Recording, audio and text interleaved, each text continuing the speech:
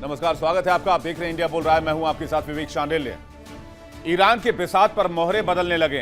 Donald Trump बहुत जल्द surrender का ऐलान करने वाले हैं, लेकिन डोनाल्ड ट्रंप सरेंडर का ऐलान नहीं करेंगे। वो कहेंगे हमने जंग जीत ली है, हमने अपने लक्ष्य को अचीव कर लिया और अब हम मिडिल ईस्ट से सेना वापस बुला रहे हैं। बस चंद घंटों का फासला है।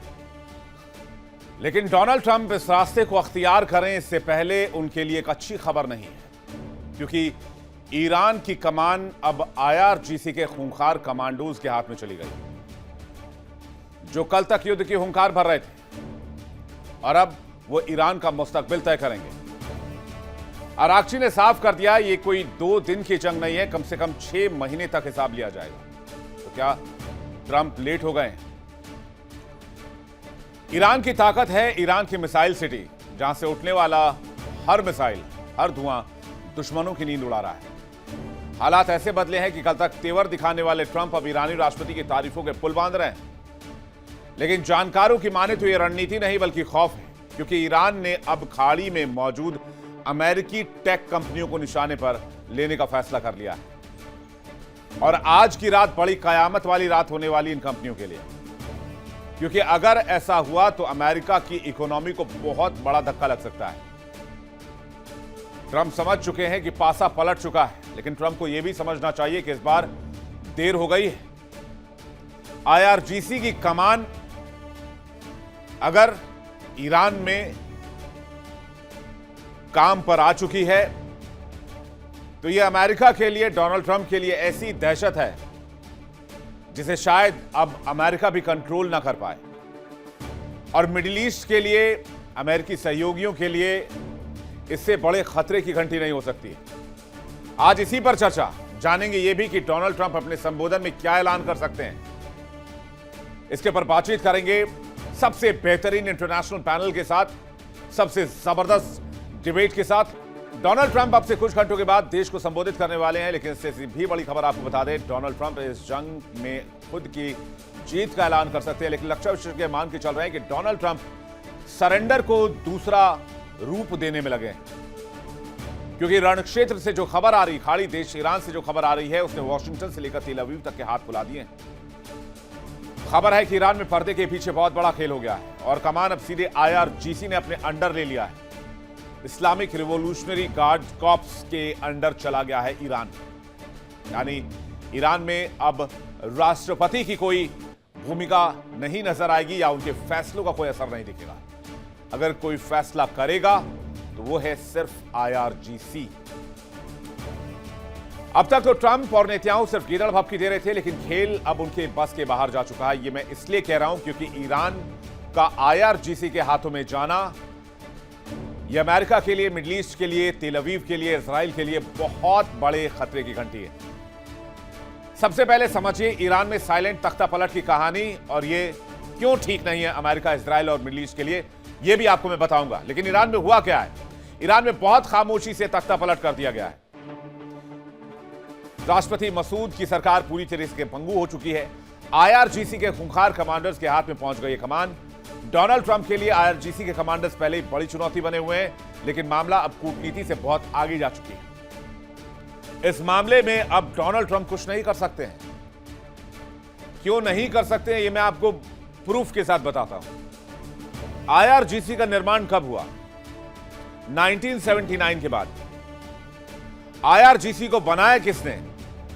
IRGC को बनाया तेहरान में इस्लामिक गवर्नमेंट ने। IRGC का काम क्या था? इस्लामिक रिवॉल्यूशन गार्ड कॉर्प्स, यानी कि जो इस्लामिक रिवॉल्यूशन 1979 में ईरान में हुई, उसको सिक्योर करना, उसको गार्ड करना, उसको कुछ नहीं होना चाहिए। तो अब IRGC अपने ओरिजिनल काम पर लग गया है, जिसमें कहीं डिप्लोमेसी नहीं होगी, कहीं बातचीत नहीं होगी, कहीं सीजफायर की बात नहीं होगी, क्योंकि IRGC का इकलौता काम है जंग लड़ना।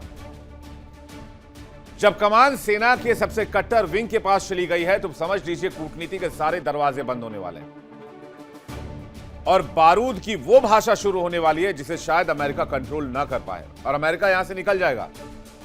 हंसेंगे इजराइल और बाकी ये खाड़ी देश जो अमेरिका के चक्कर में इस युद्ध में उलझे हैं। ईरान के विदेश मंत्री अरागची ने दहाड़ते हुए साफ कर दिया कि युद्ध T20 नहीं बल्कि लंबा चलने वाला टेस्ट मैच है। जरूरत पड़ी तो 6 महीने तक लड़ाई लड़ेंगे और उसके आगे भी जा सकते हैं। अब तक पेजेश्कियन सरकार के जरिए दबाव की जो उम्मीद कर रहे थे ट्रंप, वो अब फेल हो चुके हैं, क्योंकि अब पेजेश्कियन से बाहर जा चुकी है बात और उन दावों की भी हवा निकल गई। कैसे, समझिए। ट्रंप पेजेश्कियन सरकार के जरिए दबाव की उम्मीद कर रहा था, लेकिन सत्ता उन जनरलों के हाथ में जो सिर्फ युद्ध की भाषा समझते हैं। IRGC किसी भी नागरिक संस्था या विदेशी दबाव को मनाने के मूड में नहीं है। मिसाइल प्रोग्राम, मिसाइल यूनिट्स पर अब मिलिट्री काउंसिल का कब्जा है। IRGC परमाणु बम भी बनाएगा, यह भी जानकारी मिल रही है। इससे मिडिल ईस्ट में परमाणु युद्ध का खतरा और बढ़ सकता है, क्योंकि IRGC का मानना है कि परमाणु बम ईरान की सोवरेनिटी के लिए, संप्रभुता के लिए बहुत इंपॉर्टेंट है, वरना ऐसे हमले होते रहेंगे। अगर ऐसी ही जंग जारी रही तो दुनिया के लिए मुश्किलें और भी ज्यादा बढ़ने वाली हैं। विदेश मंत्री अरागची ने ट्रंप को मैसेज क्लियर दिया है, 6 महीने तक लड़ाई लड़ने के लिए अभी हम तैयार हैं, और आगे गए तो भी कोई दिक्कत नहीं है। ट्रंप की हालत काटो तो खून नहीं जैसी है, करें तो करे क्या। IRGC के आने से अमेरिका की नाकों चने चबाने की नौबत आ जाएगी। ट्रंप को ईरान ने क्या चेतावनी दी है IRGC ने, वो भी समझ लीजिए। आइए जल्दी से देखते हैं। ईरान, अमेरिका और इस्राएल के साथ हम लगातार युद्ध लड़ते रहेंगे। कल्पना से परे दुश्मन को मात देने की कसम खाइए। कल्पना से परे हमला होगा जिसको इमेजिन भी नहीं किया गया होगा। जंग के लिए मिसाइलों और ड्रोन्स और लॉजिस्टिक्स का स्टॉक पूरी तरीके से तैयार है। आखिर ईरान इतना आत्मविश्वास कहां से ला रहा है? कहते हैं ईरान के पास बहुत सारी रहस्यमयी मिसाइल सिटीज बनी हुई हैं, जो जमीन के नीचे सैकड़ों फीट अंदर है। ये वो दुनिया है जहां से ईरान पूरे मिडिल ईस्ट को राख बनाने की ताकत रखता है। ट्रंप को पता है अगर एक भी गलती हुई तो ये मिसाइलें अमेरिकी अड्डों को मिट्टी में मिला सकती हैं, जिसमें से आधा काम कर दिया गया है। अब जरा आपको वीडियो दिखाते हैं ईरान के मिसाइल सिटी की। ये देखिए, ये अंडरग्राउंड टनल्स हैं जहां पर कई सारी मिसाइल्स रखी हुई है, और हाल ही में इस वीडियो को ईरान ने पोस्ट करके सोशल मीडिया पर साझा किया। और ऐसे एक दो नहीं, कहते हैं हजारों टनल्स पहाड़ के नीचे हैं। वहां तक किसी भी बंकर बस्टर बम का पहुंचना बहुत मुश्किल है। ये कहां है, कितनी मिसाइलें हैं, कितने ड्रोन हैं, कितने विध्वंसक हथियार हैं, पब्लिक डोमेन में इसकी कोई जानकारी नहीं है। और कहते हैं ना तो इसकी जानकारी मोसाद को है और ना ही अमेरिकी खुफिया एजेंसी को, CIA को है। लेकिन तेहरान के पास इतना बारूद है, IRGC के पास इतना बारूद है कि वो अकेले अमेरिका और 12 ताकतवर देशों के दांत खट्टे कर रहा है। और ये भी कह रहा है अगले 10 साल तक वो जंग लड़ने की तैयारी में है। आप लड़ते रहिए, हम लड़ते रहेंगे, क्योंकि हमारे लिए तो वजूद की लड़ाई है। जो खबरें हैं एंटिसिपेटेड, वो आप देख लीजिए। ईरान की मिसाइलें 2000 से 2500 किलोमीटर तक मार कर सकती हैं, लेकिन ये तो पब्लिक डोमेन की जानकारी है। आप याद कीजिए, डियागो गार्सिया पर जो मिसाइल ईरान ने दागी, डियागो गार्सिया ईरान से 4000 किलोमीटर है। 3900 किलोमीटर पर ईरान के मिसाइल को ट्रेस करके मारा गया, इंटरसेप्ट करके। तो ईरान तो कह तो रहा है 2500 किलोमीटर तक की मिसाइल है, लेकिन कुछ जानकारी मानते हैं ईरान के पास ICBM भी है। पूरा मिडिल ईस्ट, दक्षिण पूर्वी यूरोप, इजराइल की ईरानी मिसाइलों के जद में है। ईरान ने फतेह 1 और फतेह 2 जैसी हाइपरसोनिक मिसाइलें भी विकसित की हैं, जो पहाड़ों के नीचे बहुत गहरे टनल्स में मौजूद हैं। और ये टनल्स का शहर है। खोरम शहर और सेजल जैसी मिसाइलें भी हैं जो 2000 किलोमीटर की रेंज पर काम करती हैं। शाहिद जैसे आत्मघाती ड्रोन भी हैं जो स्वॉर्म अटैक करते हैं। कुछ ड्रोन 4000 किलोमीटर तक भी जा सकते हैं, यह भी कहा जा रहा है। यही कारण है कि जो ट्रंप कल तक आग उगल रहे थे, आज वो ईरान के राष्ट्रपति की तारीफों के पुल बांध रहे हैं। तो क्या हार सामने देखकर डोनाल्ड ट्रंप बौखला गए, या फिर अमेरिका में जो कुछ हुआ उसकी तस्वीरें आपको याद होंगी? 90 लाख लोग सड़क पर थे। ये दो तरफा दबाव है डोनाल्ड ट्रंप के ऊपर। वो अमेरिकियों की नाराजगी मोल नहीं लेना चाहते हैं। तो क्या डोनाल्ड ट्रंप का ऐलान होगा कि हम युद्ध जीत चुके हैं और अब हम वापस आ रहे हैं, अपने सैनिकों को वापस बुला रहे हैं, जिससे आग जो भड़की है, अमेरिका के अंदर भी जो आग भड़की है, कम से कम उसको कंट्रोल कर लिया जाए? चलिए अब ट्रंप किस तरीके से चापलूसी पर उतर आए वो भी आप देख लीजिए। ट्रंप ने ईरान की नई रिजीम की तारीफ की है। कहते हैं ईरान के राष्ट्रपति बुद्धिमान है, पूर्ववर्तियों की तुलना में बहुत कम कट्टरपंथी हैं। युद्ध विराम पर बहुत जल्द फैसला हो जाएगा। ईरान ने अब ट्रंप की सबसे दुखती रग पर हाथ रख दिया है। वो पैसा ईरान ने साफ कर दिया है, खाड़ी में मौजूद तमाम अमेरिकी टेक कंपनियों को निशाना बनाया जाएगा। अमेरिका की इकोनॉमी पहले से हिली हुई है, $40 ट्रिलियन का तो कर्ज है, और अगर मिडिल ईस्ट में अमेरिकी कंपनियों को निशाना बनाया गया तो आप समझ लीजिए फिर क्या स्थिति होने वाली है। आईआरजीसी ने कह दिया है कि अमेरिकी टेक कंपनियों के कर्मचारी उस ऑफिस से दूर रहें जहां पर अमेरिकी कंपनियों के ऑफिस हैं, क्योंकि ईरान का कहना है कि ये कंपनियां युद्ध में इन्वॉल्व हैं और वो अमेरिकी सैनिकों की मदद कर रहे हैं। कौन कौन सी कंपनियां आईआरजीसी के निशाने पर है ये भी आप देख लीजिए। कहते हैं आईआरजीसी के निशाने पर ये तमाम कंपनियां हैं: Apple, Meta, Intel, Dell, Nvidia, Boeing, Microsoft, Cisco, Oracle, G42, JP Morgan, General Electronic, Google, HP, IBM, Palantir, Tesla, Spy Solutions. ये वो कंपनियां हैं जिनके जंग में इन्वॉल्व होने की बात कर रहा है ईरान, और कह रहा है इसलिए इन कंपनियों को निशाना बनाया जाएगा और इनके कर्मचारी मिडिल ईस्ट में अपने ऑफिस से दूर रहें।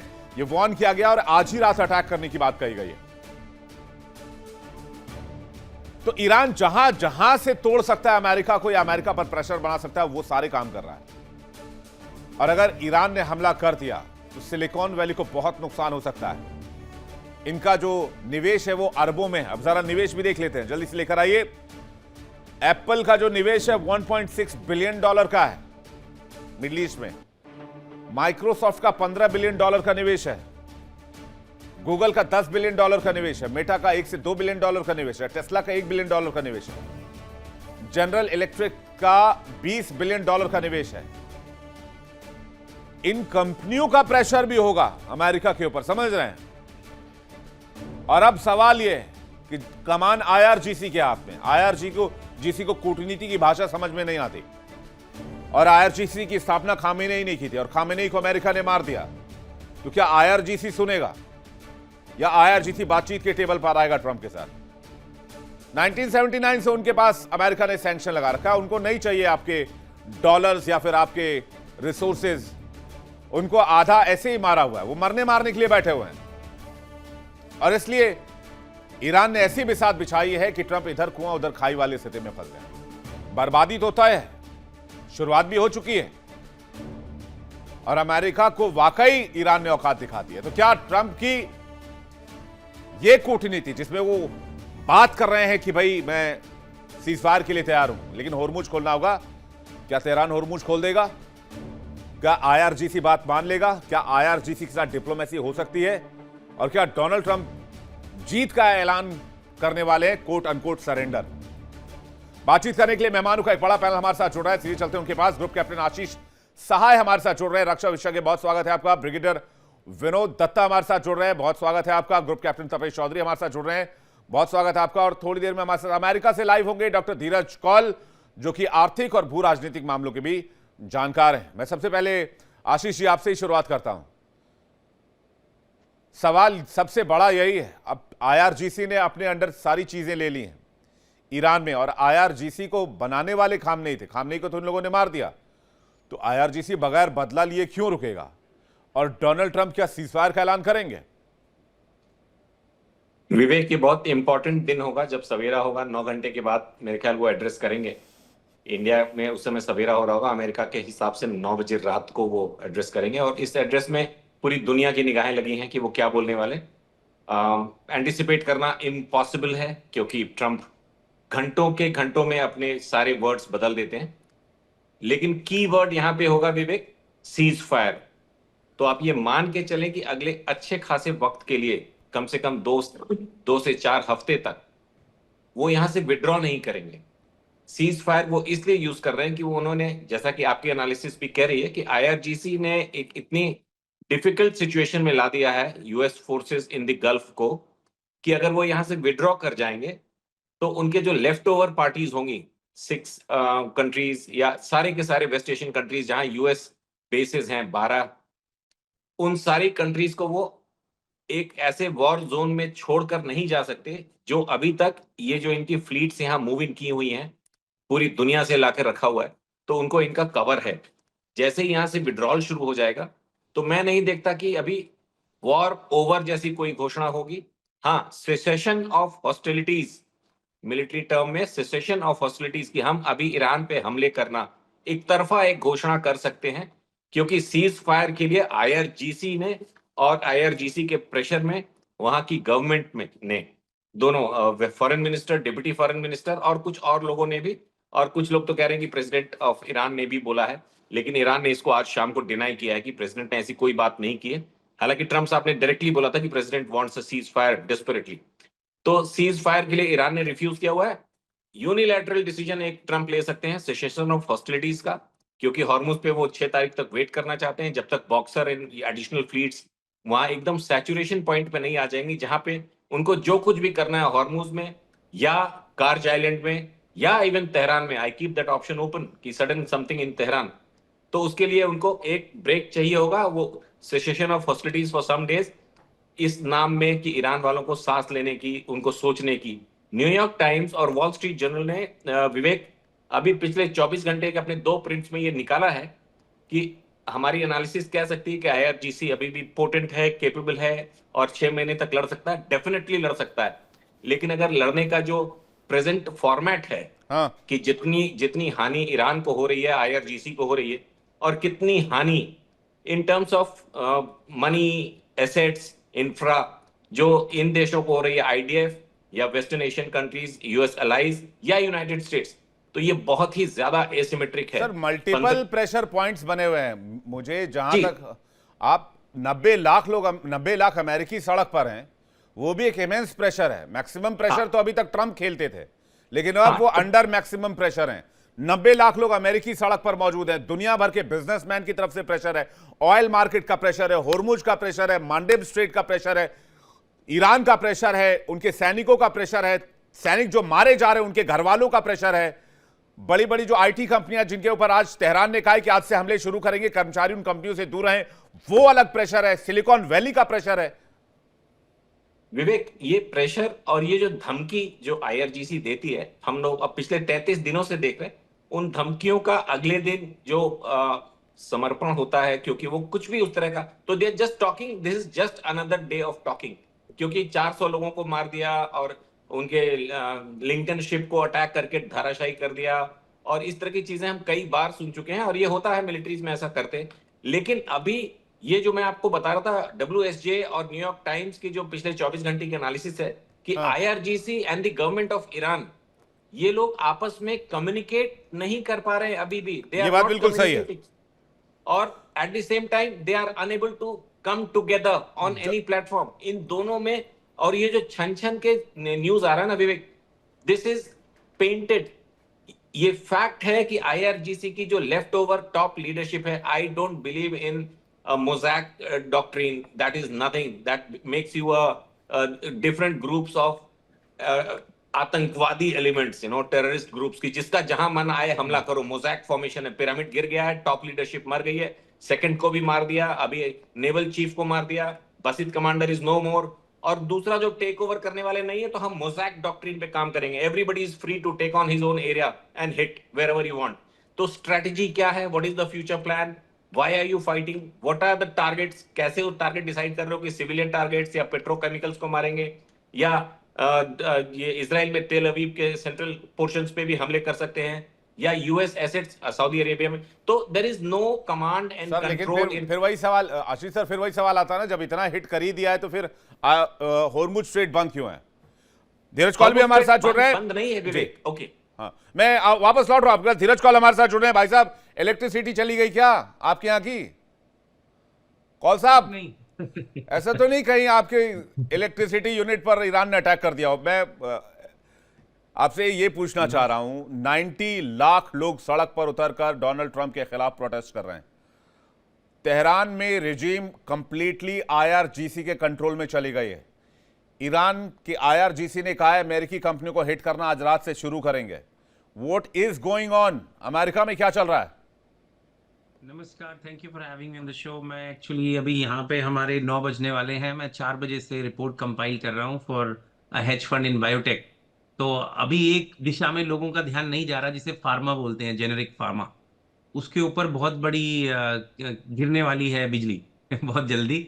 सो it's a trouble sign for pharmaceutical company, supply chain, logistic और उसके अंदर पेट्रोलियम प्रोडक्ट्स भी जाते हैं, तो बहुत बड़ा इशू है। बट एनीवे, आपके सवाल पे आते हुए मैं ये बताना चाहूँगा, पहली बात तो ये वॉर बहुत एक्सपेंसिव हो गई है। मैंने आपके शो पे I think may be a month और 2 अगो, जब ये टेंशन चल रही है, तब भी मैंने बताया जब वॉर शुरू होगी 1 to 2 क्वार्टर से ज्यादा नहीं खींच सकते। The reason is financial forces.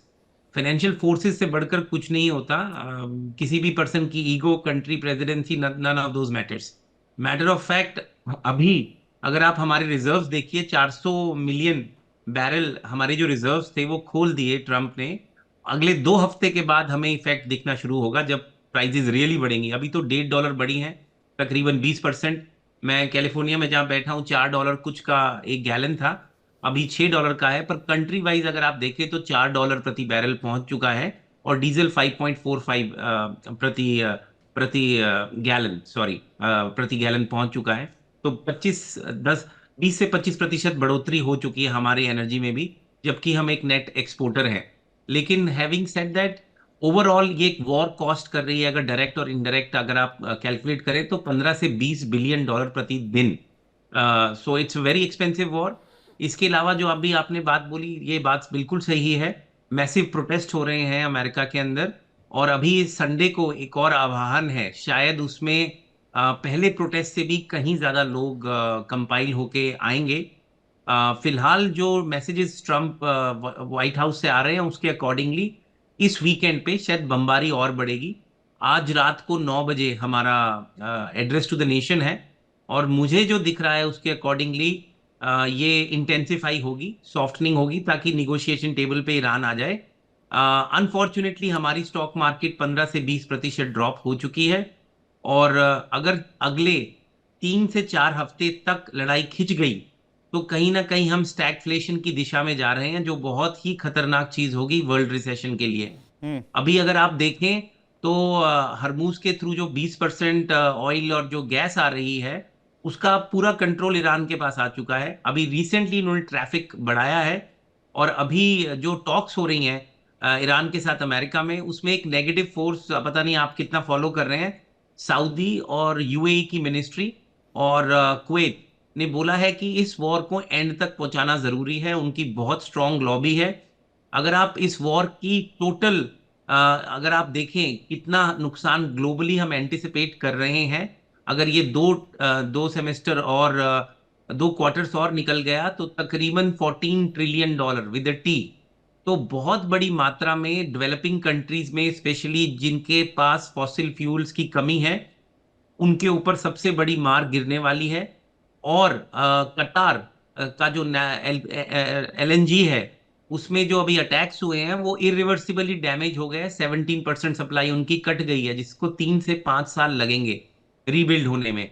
अगर आप ईरान की वो देखें तो कहीं ना कहीं उनकी एमुनिशन डिपो पे कल ही इस्फहान में बहुत बड़ा पड़ी थी 2000 पाउंड ईरान के पर जो जाकर बम्स हमला गिराए कर हैं। देते हैं। ये सारे रिपरकशंस ऑलरेडी पब्लिक डोमेन में है। क्या जरूरत पड़ी थी जाकर हमला कर देते हैं? अमेरिकी खिलाफ हो गए हैं डोनाल्ड ट्रंप के, उनको समझ आता नहीं, वो अपने पता नहीं अपनी किस हिसाब से फैसले करते हैं। अब सबसे इंपॉर्टेंट बात, क्या कल सुबह सीज फायर हो रहा है? जल्दी से इसका जवाब दीजिए, फिर मैं विनोद जी और तपस जी के पास जा रहा हूं। देखिए, मुझे नहीं दिख रहा कि सीज फायर होगा। मे बी कुछ आइलैंड्स के ऊपर एग्रेसिव अटैक्स होंगे, मुझे बिल्कुल नहीं दिख रहा है सीज फायर होगा। तो कॉल साहब, इसके लिए वो नेशन को एड्रेस करने के लिए आ रहे हैं ट्रंप साहब? ये इतनी बड़ी जानकारी तो है नहीं। वो इंटेंसिव फायर तो पहले भी करते रहे हैं। ये पिछले 32-33 दिनों में कई बार बहुत भीषण हमले हुए हैं। अभी 2 दिन पहले 2000 पाउंड के बंकर बस्टर बम गिराए हैं इस्फहान में। तो इंटेंस फायरिंग की जानकारी देने तो नहीं आ रहे। मैं तो कम से कम इतना तो मैं मानता हूं। मुझे लगता है बूट्स ऑन द ग्राउंड कुछ हद तक छोटे आइलैंड्स में उतारने से पहले नेशन का मूड चेक करेंगे, और मुझे लगता है इसकी इंपॉर्टेंस बताएंगे कि खाड़ी को हम ऐसे क्यों नहीं छोड़ सकते ईरान के हाथों। मूड चेक हो गया, और आप कह रहे हैं अभी आने वाले दिन में 1 करोड़ से ज्यादा लोग सड़क पर उतर सकते हैं, तो मूड चेक ऑलरेडी चल रहा है। आप देखते हैं वो क्या बोलते हैं। विनोद जी मुस्कुरा रहे, विनोद जी कुछ कहना चाह रहे हैं। विनोद सर जल्दी से, फिर तपस जी आपके पास आ रहा हूं। देखिए, अमेरिका अब इस पोजीशन में है कि वो कहते हैं ना कि they want to have a honourable exit. रही बात ग्राउंड ऑपरेशंस की, मुझे नहीं लगता कि अमेरिका इतनी बड़ी गलती करेगा, क्योंकि उसने देखिए इतनी पाउंडिंग की है ईरान में, लेकिन अभी भी जो उसके टारगेट्स हैं वो सॉफ्ट नहीं हुए हैं। अभी भी जो कॉम्बैट एलिमेंट है आईआरजीसी का, वो काफी वायबल है। स्ट्रेट ऑफ हॉर्मुज आप खोल नहीं पाए, आपने बाकी के देशों से भी गुहार लगाई, फिर भी वहां से कोई समर्थन आपको मिला नहीं है। तो ये जो आपके स्ट्रेटेजिक जो एम से या जो सेंटर ऑफ ग्रेविटी थी ऑपरेशन की, वो तो बिल्कुल आप अचीव कर नहीं पाए। और अब आप ये देखते हैं कि जैसा साहे साहब ने कहा था, आई एग्री विद हिम, कि अब ये कोई ऐसा एक टैक्टिकल पॉज हो सकता है जिसमें वो ये देखें कि साहब क्या ईरान वार्ता के लिए तैयार है। हो सकता है, क्योंकि डिप्लोमेटिक डोर्स हमेशा खुले रहते हैं चाहे कितनी भी हॉस्टिलिटीज हों देशों में।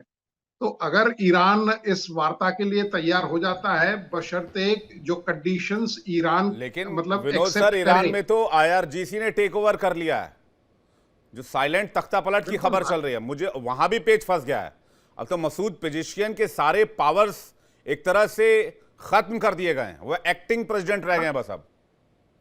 बिल्कुल, देखिए प्रेसिडेंट तो पहले भी ईरान में कोई बहुत ज्यादा मतलब न पावर था और ना कोई हैसियत उनकी उतरी हुआ करती थी, क्योंकि सारी पावर जो थी वो सुप्रीम लीडर में हुआ करती थी। और आईआरजीसी 1979 में ही बना, और वो इसीलिए बनाया गया कि आईआरजीसी की जितनी लॉयल्टी थी वो जो इस्लामिक सुप्रीम रिजीम थी या सुप्रीम सुप्रीम लीडर के लीडर, लिए थी।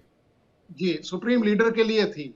तो वो देखिए, उन सुप्रीम लीडर का माना जाना और बाकी के जो लीडरशिप है उसका खात्मा किया जाना, ये दर्शाता है कि किस तरह से आईआरजीसी। और आपने बिल्कुल ठीक कहा विवेक के साहब, अब तो डू और डाई सिचुएशन है, क्योंकि हम खुद कारगिल में थे। ऐसी ही एक सिचुएशन आई थी जहां लोगों ने कहा था कि साहब अब और कुछ हो नहीं सकता कि सिवाय इसके कि आप एक फिदायीन या बल्दानी अटैक करें, क्योंकि जब आदमी को लगता है कि हाँ साहब अब अंत नजदीक है, तो ये कहता है कि साहब जितनों को मार के चले उतना ही भला है। और अमेरिका के लिए अब इसको देखिए फाइनेंशियली और मैं कह रहा हूं कि सामरिक तौर पे इसको सस्टेन करना बड़ा मुश्किल होता जा रहा है। बहुत अगर वो इंपॉर्टेंट ग्राउंड नोट आपने ऑपरेशंस उठाया, में। बहुत इंपॉर्टेंट नोट विनोद जी आपने उठाया। मैं तपेश जी का रिएक्शन ले लेता हूं। एक आंकड़ा कोट कर देता हूं। सेंटर फॉर अमेरिकन प्रोग्रेस की ये रिपोर्ट है सीएपी की, जिसके हिसाब से मार्च एंड तक अमेरिका $35 बिलियन लगभग फूंक चुका है इस युद्ध में। इसको रुपए में कन्वर्ट करेंगे तो लगभग 3 लाख करोड़ रुपए खर्च कर चुका है। तपस जी, क्या एंटिसिपेट कर रहे हैं ट्रंप की तरफ से आप? विवेक, असिमेट्रिक वॉरफेयर की बहुत एक सिंपल तरीके से मैं एक डेफिनेशन समझाता हूं कि आपने हिंदी फिल्मों में भी बहुत बार देखा होगा कि गुंडा होता है बड़ा, और एक जो शरीफ आदमी होता है जो हर तरीके से जूझ रहा होता है, उसके बैंक लोन पास नहीं हो रहे होते और उसके ऊपर अत्याचार होता है, फिर उसकी जमीन को कब्जाने की कोशिश करती है, उसका घर जला दिया जाता है। जब वो खड़ा होता है तो उसके माँ बाप को भी मार दिया जाता है, दादा को भी मार दिया जाता है, और उसके बाद जब गुंडे से सामना होता है तो उसमें एक थप्पड़ मार देता है और एक घूंसा मार देता है, उसको थोड़ी देर के लिए वहां से भागना पड़ता है। तो यानी कि एक आदमी ने सब कुछ गंवा दिया, लेकिन उस तमाचे की गूंज दुनिया को ज्यादा सुनाई दी।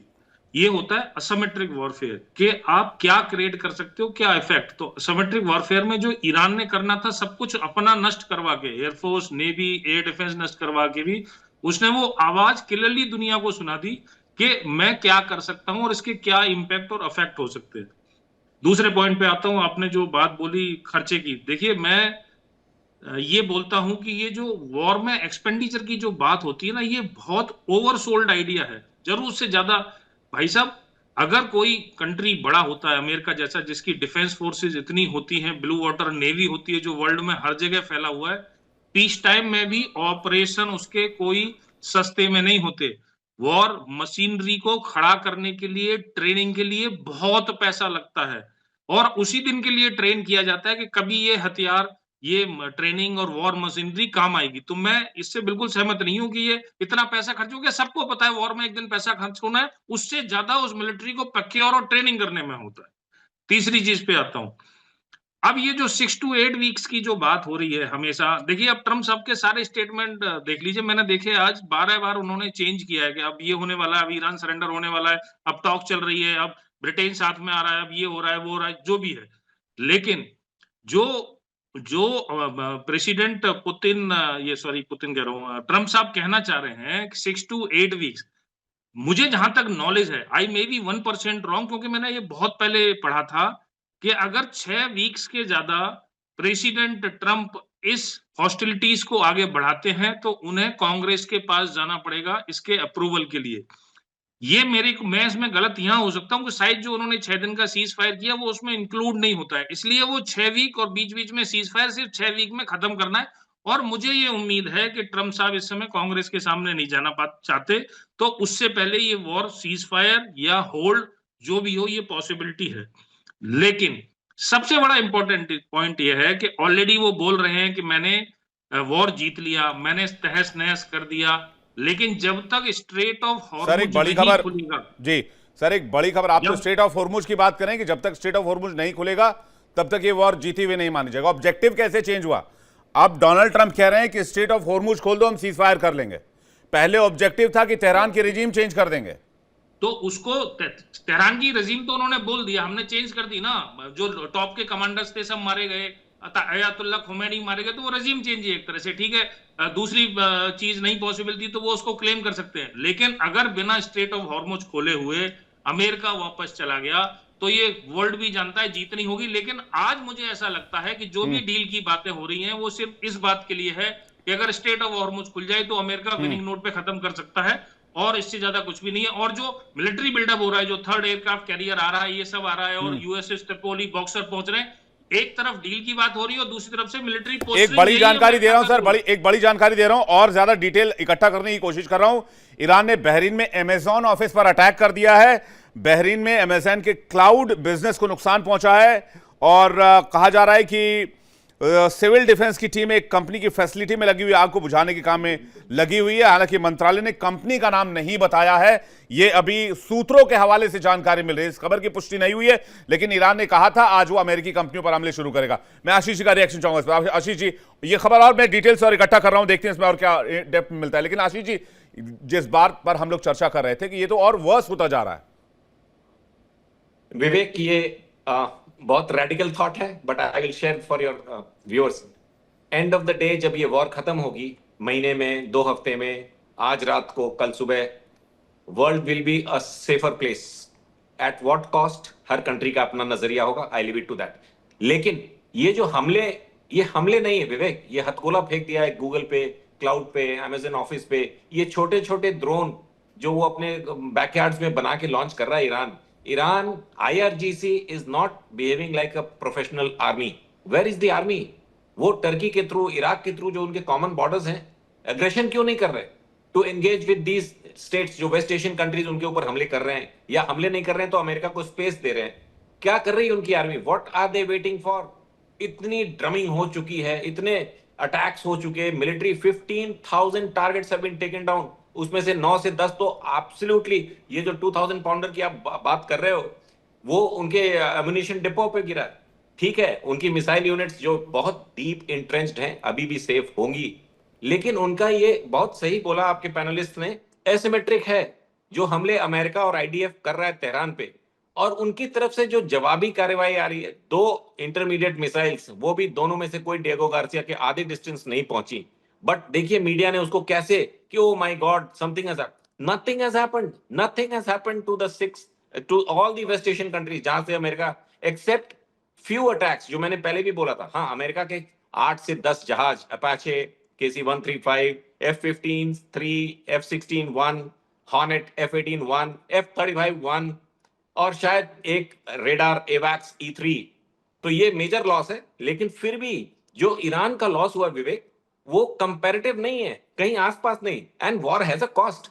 अमेरिका में डिमांड ड्रॉप हो रही थी, अब ये जो $1 बिलियन 32 बिलियन जितने भी खर्च हुए हैं, उससे डिमांड बढ़ेगी, इंडस्ट्रियल प्रोडक्शन बढ़ेगा। आशीष सर, विद ड्यू रिस्पेक्ट, ये वॉर किसी को, ये वॉर किसी को हजम नहीं हो रही, ना अमेरिकन को हो रही है, ना दुनिया के किसी व्यक्ति को हो रही है, ना आपको, ना मुझे हो रही है, क्योंकि इस जंग की कीमत सिर्फ अमेरिकन नहीं चुका रहे, ट्रंप नहीं चुका रहे, या वो अपनी जेब से नहीं भर रहे, इससे हर एक नागरिक इस दुनिया का इफेक्ट हो रहा है, प्रभावित हो रहा है। और ये सबसे वर्स्ट पार्ट है कि उनकी करनी का नतीजा पूरी दुनिया क्यों भुगते। लड़ाई इजराइल की है, अमेरिका ईरान लड़े आपस में, हम क्यों भुगते हैं?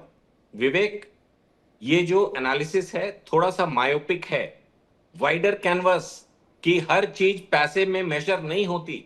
मैं बार बार कह रहा हूं, जो ग्लोबल डेमोग्राफी को 50 साल बाद खमैनी साहब चेंज करना चाहते थे, by terrorism of ideology, by 3H, by hitting America, Cuba, west Asia, Asia, Europe को ऑलमोस्ट कैप्चर कर रखा था उनकी आइडियोलॉजी ने। जर्मनी, फ्रांस, इटली, इंग्लैंड, सब उनकी सर ये आइडियोलॉजी के जी आशीष सर, ये थ्योरी भी मैं नहीं समझ पा रहा हूं। देखिए, मैं I can debate with you जितना समय आप चाहें, लेकिन अब इसमें एक हबीबी फाइल्स करके एक डॉक्यूमेंट्री रिलीज हुई है, आपने शायद देखी होगी या फिर उसके बारे में पढ़ा होगा। उसमें यह बात बताई गई कतर हमास को कैश में पेमेंट करा था $30 बिलियन, और ये जो पेमेंट जा रही थी थ्रू नेतन्याहू जा रही थी, क्योंकि वो हमास और फिलिस्तीन को अलग करना चाहते थे और दो पावर्स को आपस में लड़ाना चाहते थे। तो फिर इजराइल कैसे सही हो गया, या फिर कतर कैसे इसमें सही हो गया? तो मुद्दा है इस वॉर का कॉस्ट कि $120 पर barrel, 32 billion of America, lot of energy loss versus a balancing of global ecosystem, global terrorism, a balancing of the demography of the globe, जो आज से 50 साल बाद उसको मेजर नहीं किया जा सकता। Please understand, Palestine, Israel, small cost. मैं विद ड्यू रिगार्ड्स कि उनका अपना इंडिपेंडेंस, अपनी सेफ्टी, अपना existential threat. There is a wider message in this war. Radical Islam taking over the globe 50 years from now, only they persist. Europe has fallen, America has fallen, many countries are falling. खमैनी साहब के मरने के बाद श्रीनगर से support जा रहा, cash जा रहा, ये दिल्ली में uprising institute, it is global. उस फिलॉसफी को हिट किया गया है। और IRGC never reported, just 30 seconds, IRGC never reported to the president. They were only reporting to Khamenei. IRGC never, तो उनके बीच में कोई लड़ाई है ही नहीं। IRGC अभी हेडलेस है, चीफ मार दिया गया, खमैनी साहब मार दिए गए, बेटे का पता नहीं है, शायद कोमा में है। प्रेसिडेंट तो उनके लाइन ऑफ कमांड में आता ही नहीं था, और अब वो हेडलेस हैं, उनका नेवल चीफ मार दिया गया। 50 साल बाद आप कह रहे हैं कि 50 साल के बाद जो है डेमोग्राफी वो चेंज हो जाती, लेकिन 1979 के पहले ईरान को न्यूक्लियर प्रोग्राम देने वाला कौन? अमेरिका। यस सर, उन्होंने इजराइल को सबसे पहले मान्यता देने वाला देश कौन? Iran. Absolute. America is paying for what they have done. Donald Trump जो कहें वही सही, क्योंकि ईरान के पास तेल है, 303 बिलियन बैरल रिजर्व का क्रूड ऑयल है। मैं वापस लौटूंगा इस पर। मैं एक बड़ी खबर आ रही है, दर्शकों को बता दें, ब्रेकिंग न्यूज जल्दी से बताते हैं। बहरीन में अमेज़न के क्लाउड ऑफिस पर हमला हुआ है, यह खबर आ रही है, और खबर ये आ रही है कि इसके बाद इस ऑफिस को खाली करा लिया गया है। यहां पर जो रेस्क्यू रिलीफ टीम है वो पहुंच गई है, और खबर यह भी आ रही है कि यहां पर इसे अब कंट्रोल करने की कोशिश की जा रही है। क्लाउड ऑफिस में अटैक हुआ है, और इसके बाद यहां पर अब इस अटैक के बाद यहां जो आग लगी उसको कंट्रोल करने की कोशिश की जा रही है। वापस डिबेट पर लौटते हैं, जल्दी से विनोद जी का रिएक्शन चाहेंगे, उसके बाद धीरज कौल एक बार फिर से हमारे स्क्रीन पर नजर आ रहे हैं। धीरज कौल आपके पास आ रहे हैं, बड़ी खबर आ रही है, विनोद जी का रिएक्शन चाहेंगे। विनोद जी, देखिए, ईरान ने बिल्कुल साफ और वाजे कर दिया था कि वो अमेरिका के जितने भी इंस्टॉलेशंस हैं, चाहे वो फाइनेंशियल हो या उसके मिलिट्री बेसिस हो, उसमें वो अटैक करेगा, और उसी के तहत उसने ये अटैक को अंजाम दिया है।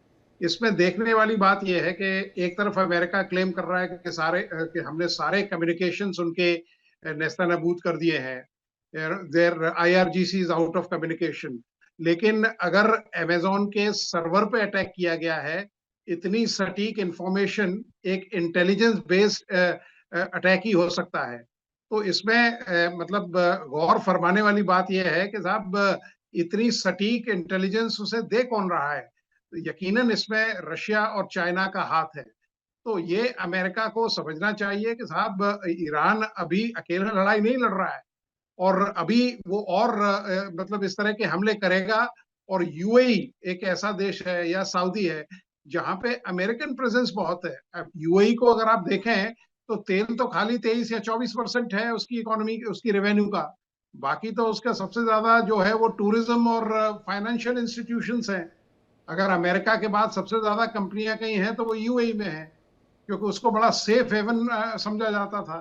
तो अब ये जब इस तरह के अटैक होंगे तब अमेरिका पे यकीनन इतना प्रेशर पड़ेगा। रही बात, देखिए अमेरिका में खुद शटडाउन घोषित किया जा चुका है, पार्लियामेंट अभी सैंक्शन नहीं कर रही है कोई भी पैसा, और बिना पैसे के आप कब तक इस युद्ध को चले जाएंगे। तीसरी चीज ये है कि खाली अमेरिका ईरान के साथ ही नहीं लड़ रहा है, इजराइल का वॉर भी वो सपोर्ट कर रहा है, यूक्रेन को वो सपोर्ट कर रहा है, और भी कई जगह इस तरह के मतलब नहीं, उन्होंने प्रोग्राम्स चला रखे हैं। जी, मैं आशीष सर कह रहे हैं कि भाई फ्यूचर में बहुत बड़ा एक खतरा था जिसको एंटिसिपेट करके अभी न्यूट्रलाइज किया गया है। तपेश जी भी कुछ कहना चाह रहे हैं, कौल साहब का इस पर जवाब लूंगा। क्या फ्यूचर में आपको भी दिखता है 50 साल के बाद एक बहुत बड़ा खतरा था जिसको न्यूट्रलाइज किया अमेरिका ने, एक बहुत बड़ी अचीवमेंट हासिल की है। United Nation Development Programme UNDP की एक रिपोर्ट आई है, उसमें कहा गया है कि खाड़ी देशों में जीडीपी 6% तक घट सकती है। 18 लाख करोड़ का नुकसान हो चुका है। हॉर्मुज स्ट्रेट से जहाजों की आवाजाही 70% बंद है। तेल की कीमत $120 पर बैरल के पार चली गई है और 16 लाख से लेकर 36 लाख नौकरियों पर संकट है। Who is the responsible person? Mister Donald Trump? Kaul साहब। देखिए, ये क्वेश्चन का आंसर स्ट्रेट फॉरवर्ड नहीं है। अभी देखिए, Iran can not have a nuclear weapon. Existential threat for Israel, very close tie of US. और दूसरी बात है, खाड़ी के देश, पैसे की कोई कमी नहीं है। अगर ये वॉर मॉन्गरिंग शुरू हो गई तो what will stop Saudi from paying 10x for the same technology from China और नॉर्थ कोरिया? नथिंग। तो ये तो होड़ शुरू हो जाएगी, और वहां पे आपको पता ही है, मोनार्की है, डेमोक्रेसी है नहीं। और अभी जिस दिशा में चीजें चल रही हैं, what are they doing? They are inflicting most of the damage to the neighbouring countries. अभी कल ही की खबर है कि जो कटार का एलपीजी एलएनजी का जो प्लांट था, उसमें जो डैमेज हुआ है, उसने कटार की एलएनजी प्रोडक्शन को 17% ड्रॉप कर दिया है, जो अगले 3 से 5 साल रिपेयर में ही लग जाएंगे। तो जो इंफ्रास्ट्रक्चर ऑफ फॉसिल फ्यूल्स का डैमेज है, उसमें बहुत समय लगेगा ठीक होने में। और दुनिया इस टाइम ऐसी कगार पे खड़ी है। अभी रिसेंटली आपने आज ही की ट्वीट सुने देखे होंगे कि चाइना और Russia wants to intermediate the peace talks. तो कहीं ना कहीं ये सबको क्लियर मैसेज जा रहा है कि वीकेंड आ रहा है। हमारी मार्केट्स अगले 4 हफ्ते तक अगर ये वॉर खिंची तो हम स्टैगफ्लेशन और पॉसिबल रिसेशन के थ्रू गुजर सकते हैं, जो कि डेवेस्टेटिंग इफेक्ट होगा ग्लोबल इकोनॉमी के ऊपर। ऑलरेडी 14 ट्रिलियन विद टी का कॉन्ट्रैक्शन दिख चुका है, जो अगले 2 क्वार्टर्स में हम एंटिसिपेट कर रहे हैं। और जॉबलेसनेस नंबर्स भी बड़ी तेजी से बढ़ रहे हैं। अमेरिका के अंदर इन्फ्लेशन बहुत बड़ी है। और जो क्रूड ऑयल है, अगर मैंने आपके शो पे आज से आई थिंक कुछ महीनों पहले इस बारे में बात की थी कि शायद 140 तक टच कर सकता है, 120 और 140 के बीच में। लेकिन 140 इज द मैजिक नंबर। उसको कभी भी कोई टच नहीं करने देगा, क्योंकि उसके बाद दुनिया में बहुत ही बड़ी मंदी आएगी। और वो अगर रिवर्स आज भी अगर अगर आज सीज फायर हो जाए तो भी 3 से 6 महीने का लैग टाइम है to fix the supply chain. तो ये इस वॉर ने इरिवर्सिबल डैमेज क्रिएट किया है। इस वॉर का कौन जिम्मेदार है, ये तो हमें मैडनेस को कोई हिस्ट्री मुझे समझा बताएगी। दे। आप सही कह रहे हैं, इरिवर्सिबल डैमेज है, लेकिन ये मैडनेस शुरू कहां से हुई? देखिए, ये मैडनेस की शुरुआत आज से कहीं पहले से हो चुकी है। क्या ट्रंप बहुत ही सीजन्ड पॉलिटिशियन के जैसे एक्ट करते हैं? विवेक जी, हम तो पिछले साल से, जब से इलेक्शन उनके जीते, मैं तब से बोल रहा हूँ, is not a seasoned politician. वो हर चीज को ट्रेड और बिजनेस के जैसे डील करते हैं, जो एक कंट्री लीडर को टेक्निकली नहीं करना चाहिए। और अनफॉर्चुनेटली आधे टाइम वो अपनी बात को रखते हैं, फिर रिवर्ट करते हैं। नहीं अभी तो फिर परसों ही उन्होंने बोला कि चुंगी चुंगी वसूल करनी चाहिए। कौन ऐसे बात कर रहा है? आप मुझे बताइए, कौन से देश का लीडर ये बात करेगा कि ईरान और हमको आपके यहाँ ब्लूमबर्ग की रिपोर्ट बताती है कि इनसाइडर ट्रेडिंग से डोनाल्ड ट्रंप ने मिलियंस ऑफ डॉलर्स कमाए हैं युद्ध के दरमियान मार्केट से। आप मार्केट एक्सपर्ट हैं सर, वो मेरा ही एरिया है। मैं आपको ब्लूमबर्ग के साथ 15 और रिपोर्ट दे दूंगा जो पिछले 10 साल पुरानी है। आप पिछले टर्म में भी देख लीजिए कितनी इनसाइड ट्रेडिंग और शेयरिंग ऑफ इंफॉर्मेशन। आप छोड़ दीजिए, आप लेंजी ग्राम को पकड़ लीजिए, यहाँ के 7 सेनेटर्स हैं। आप हंसेंगे विवेक जी, एक हेज फंड है जो कि सिर्फ ये करता है कि सेनेटर जहां इन्वेस्ट करते हैं उसे कॉपी पेस्ट करता है। वो भी एसएनपी को बीट कर रहा है बहुत अच्छे से, लेकिन उनका 3 महीने का लैग टाइम है, so obviously they don't perform. तो यहाँ पे क्या सब चीज ब्लैक एंड व्हाइट है? Obviously not. Inside trading is a real phenomena. और गोल्ड और सिल्वर की प्राइसेस को कहां तक पहुंचाया गया, इसके पीछे कौन लोग थे? आपके ही शो पे मैंने बोला था गोल्ड नीचे आएगा 5,500 प्रति आउंस से, आई थिंक 4,800 700 अभी है, अभी और गिरेगा। तो ये सब कहानियां, मतलब अनफॉर्चुनेट है कि middle class people suffer, innocent पूरी पीपल दुनिया हाथ डाई जोड़कर एवरीवेयर कह इन रही है वॉर। अमेरिका से कि ये वॉर मॉन्गरिंग वो बंद कर दें, अपने ट्रूप्स वापस बुला लें, इस जंग को खत्म करें ताकि दुनिया चैन की सांस ले। तपेश चौधरी कुछ कहना चाह रहे हो? फिर आशीष सर मैं आपके पास अच्छा, आप अपनी बात पूरी कर लीजिए जल्दी से। हाँ कौल साहब।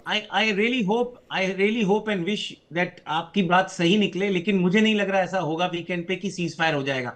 लेकिन एक बात उन्होंने जो पॉजिटिव बोली है वो ये है कि ईरान की लीडरशिप अब हमसे सीरियसली बात करना चाहती है, वो भी cease fire. So this is a positive step. लेकिन ईरान की लीडरशिप को आईआरजीसी सीरियसली नहीं ले रही है। वहां भी ईरान के अंदर भी बहुत, आपको मैं लेटेस्ट न्यूज दे देता हूं ईरान की तरफ से। कौल साहब, ईरान के अंदर इजराइल नहीं रुकेगा जी, इजराइल नहीं रुकेगा, यूएई नहीं रुकेगा, सऊदी नहीं रुकेगा, और दूसरे देश कतार भी नहीं रुकेगा। वो उनके सर पे खून सवार है, वो ईरान को तोड़ना चाहते हैं। This is what is going on. Tapesh ji तो देखिए, ऐसा है कि आशीष, ग्रुप कैप्टन आशीष भी जो बोल रहे हैं, मैं थोड़ा सा 1 मिनट का वक्त लूंगा कि एक लीडरशिप टेररिज्म फैला रही थी। देखिए, हर कंट्री के इतिहास में कभी ना कभी एक ऐसा वक्त आता है, एक पागल आता है। लेकिन एक होता है नेशनल कैरेक्टर, एक होता है सिविलाइजेशन, एक होता है उस कंट्री का इतिहास। लेकिन हम अगर सिर्फ उसकी प्रेजेंट लीडरशिप को उससे जोड़ के देखें तो वो सही नहीं है। क्या ट्रम्प को आप अमेरिका के इतिहास से जोड़ के देख सकते हैं? नहीं। क्या आप खामेनेई के इतिहास से ईरान की सिविलाइजेशन और ईरान को, जो आपने भी बोला कि इजराइल को पहले मान्यता देने वाला, वो कंट्री तक जोड़ सकते हैं? नहीं। हिंदुस्तान में औरंगजेब, बाबर, अकबर कितने आए, बदल गए, हर आदमी ने अलग तरीके से शासन किया। क्या वो सिविलाइजेशन खत्म हो गई? क्या वो कैरेक्टर खत्म हो गया? नहीं। तो एक पागल आदमी आता है जो उसको बर्बाद कर देता है, सालों की मेहनत को। तो इसको उस पागलपन की तरफ से देखना चाहिए। 2 पागल खड़े हुए एक दूसरे के सामने खड़े थे और वो आपस में लड़ रहे हैं और बिना बात के लड़े जा रहे हैं। ठीक है, इजराइल का मैं समझता हूं मैटर ऑफ सर्वाइवल है, उसको डर है, जरूरत से ज्यादा डर है कि ऐसा नहीं होना चाहिए, न्यूक्लियर नहीं होना चाहिए। लेकिन इसका मतलब ये नहीं है कि आप वर्ल्ड को खत्म कर दोगे। असिमेट्रिक वॉरफेयर की जो मैंने बात की थी, देखिए एनर्जी जो है वो वॉर फाइटिंग की सबसे बड़ी मशीनरी है। एनर्जी का इफेक्ट वॉर फाइटिंग पे भी होता है, ईरान में भी होगा, अमेरिका में भी होगा, जो भी कंट्रीज हैं उसमें भी होगा। लेकिन आज की डेट में आप कितने ही पावरफुल हो, बिना पॉपुलेटिव सपोर्ट के, बिना पॉपुलेशन सपोर्ट के, बिना बाकी लोगों के पॉइंट ऑफ व्यू के बिना आप ज्यादा दिन उस लड़ाई को नहीं खींच सकते। The Britain, Germany, Australia, Spain, सब जो धीरे धीरे आवाजों में बात कर रहे थे, सब ने हाथ खड़े कर दिए, ये हमारी लड़ाई नहीं है। ट्रम्प के घर में क्या हो रहा है आपने अच्छे से बता दिया, मुझे एक्सप्लेन करने की जरूरत नहीं है। तो एनर्जी सिक्योरिटी और एनर्जी सबसे बड़ी चीज है। पर यही बात अगर आपको याद हो, अगर आप उस समय, पता नहीं मुझे इसी न्यूज चैनल पे थे कि नहीं, कोरोना में हम इससे भी बड़ी बड़ी बातें कर रहे थे, अब क्या होगा। देखिए, जब कोई प्रॉब्लम आती है उसका सॉल्यूशन भी होता है। कोरोना काल भी गया और उसके बाद वर्ल्ड फिर से इंप्रूव भी गया। शॉर्ट टर्म इफेक्ट्स है, लॉन्ग टाइम इफेक्ट नहीं होते। हिटलर के इफेक्ट को इस पूरी दुनिया ने सहा, पर क्या जर्मनी आज हिटलर की औलाद की तरह लगती है? वो हाँ झेल रहे हैं उसको, लेकिन जर्मनी बिल्कुल चेंज हो गया उसके बाद। तो रेजिम्स रहेंगी, रेजिम जाएंगी, ट्रम्प भी जाएगा, खामने का शासन भी जाएगा, सब कुछ जाएगा और वर्ल्ड ऑर्डर फिर से वैसा ही होगा। हमें ज्यादा चिंता करने की जरूरत नहीं है, पर डेफिनेटली हमें ये डिस्कस करने की जरूरत है। जो गलत है उसको गलत बोलना, जो सही है उसको सही बोलना। इंटरनल प्रेशर बहुत ज्यादा है ट्रम्प के ऊपर। सितंबर में मिड टर्म इलेक्शन है।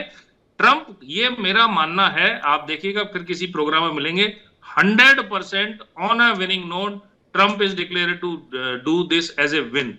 एंड उसके बाद स्टेट ऑफ हॉर्मुज खुले ना खुले, वो चाहे स्टामर साहब मेहनत कर रहे हैं, कोई कर रहे हैं, वो खुल जाएगा, चाहे वो इंडिया मोदी जी को बीच में आना पड़े। नहीं, उन्होंने कहा हॉर्मुज खुला हुआ है लेकिन अमेरिका के लिए बंद है, ये बात वो लगातार कर रहे हैं। आशीष जी, फाइनल रिमार्क आपके हिसाब से क्या कहने वाले हैं Trump? So 2 to 3 more days of heavy bombardment across Iran, इसकी वो इंफॉर्मेशन देंगे। इस बीच में उनकी बहुत पॉसिबिलिटीज है, कई बार उन्होंने इस तरह के एड्रेस को यूज किया है to do some surprise attacks, जिसके लिए कवर का यूज करते हैं कि सारी दुनिया का फोकस इधर है, पीछे खाज पे कुछ करो, या ईरान का वो बुशेर एटॉमिक प्लांट उनके दिमाग पे चढ़ा हुआ है, खाज उनके दिमाग पे। ये major attacks of 2 to 3 days and then some kind of a cessation of hostilities. अभी ये रिट्रीट नहीं करेंगे गल्फ से फॉर नेक्स्ट 2, 3, 4 months। विवेक, ये मेरा असेसमेंट है। ये आपका, मैं इसे जल्दी से कॉल साहब से रिएक्शन लेता हूं। कॉल साहब, मेरे को तो दिख रहा है कि ये इंटेंसिफाई होगा अगले 1 से 2 हफ्ते तक। इसको बहुत सॉफ्टन करेंगे और उन्हें निगोशिएशन पे लाएंगे। और रिजीम चेंज तो नहीं दिख रहा, लेकिन अपना प्रो, और एक बड़ा, मुझे बड़ा वियर्ड लग रहा है, यहाँ के सेनेटर्स भी अब बात कर रहे हैं कि चुंगी वसूलेंगे ईरान के साथ मिलके। This is unbelievable. अगर ऐसा हुआ तो तेल की कीमतें $20 प्रति बैरल तो वैसे ही ऊपर चली जाएगी, और सिविलाइज्ड वर्ल्ड में ऐसी बातें करना भी शर्मनाक है। जब आप समझते हैं ग्रोथ के लिए energy is oxygen, cheap energy is oxygen. Donald Trump कहाँ हम एआई और मैं समझ रहा हूँ आपकी भावनाओं को, मैं पूरी तरीके से समझ रहा हूँ और आपके बातों को मैं पूरा सम्मान और आदर देता हूँ, रिस्पेक्ट देता हूँ। लेकिन डोनाल्ड ट्रंप के आने के बाद पिछले 15 महीनों के बाद अब मुझे बस एक ही चीज़ नजर आ रही है, जब तक डोनाल्ड ट्रंप है तब तक डाउनफॉल दिख रहा है आपकी इकोनॉमी का, आपकी पावर का, आपके डिफेंस में जो आपकी पावर हुआ करती थी, F-35 रैप्टर, F-22, F-16, ये तमाम जो हैं इनकी साख मिट्टी में मिलती दिख रही है। ये एक अच्छा साइन नहीं है वर्ल्ड ऑर्डर के लिए। आप मेहमान को बहुत शुक्रिया हमारे साथ जुड़ने के लिए और अपना कीमती वक्त देने के लिए बहुत बहुत धन्यवाद। जय हिंद, जय भारत। खास पेशकश में फिलहाल इतना ही, वक्त ब्रेक का, ब्रेक को जाने से पहले आपको बता दें इंडिया डेली अब आपकी स्मार्ट टीवी पर भी मौजूद है। देखिए इंडिया डेली 24/7 अब आपकी स्मार्ट टीवी पर। इंडिया डेली मौजूद है सभी डिजिटल प्लेटफॉर्म पर लाइव और लगातार। इंडिया डेली 24/7 हर दिन राष्ट्र को समर्पित।